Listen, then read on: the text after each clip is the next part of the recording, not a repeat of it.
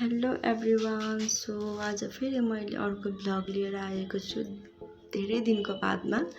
So आज चाहिँ म मार्केट गएको थिएँ अनि मैले चाहिँ आज मकै देखेँ, एकदम कलिलो कलिलो थियो मकै पनि। सो चस्सै याद आयो अनि घरमा मकैको सुपहरू कति बनाउँथेँ। सो त्यही खानु मन लागेको थियो मलाई अनि त्यही भएर आज बनाउँदैछु। म मकैलाई बोइल गरेर राखेँ, त्यसको बादमा जिरा प्याजलाई लसुन हालेर मजाले फ्राई गरेँ अनि हल्दी लाएर त्यसलाई फ्राई गरिसकेपछि चाहिँ मैले चाहिँ कम्ती टमाटर लगाएको छु, बेसी त लागिनँ टमाटर। मरमसला पनि धेरै कम्ती खान्छु म अनि त्यही भएर चाहिँ मैले कम्ती मरमसला पनि लगाएको छु। त्यसलाई मजाले भुटेपछि चाहिँ अनि कम्ती पानी लाएर चाहिँ मैले अनि खालि त्यसको लागि 2 सिटी लाउनुको लागि मात्रै मैले बसाएको छु।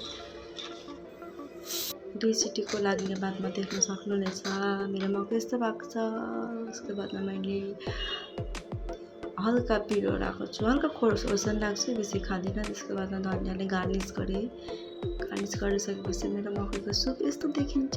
तपाईँहरूलाई भिडियो मन पऱ्यो भने लाइक अनि सब्सक्राइब गरिदिनु होला। धन्यवाद।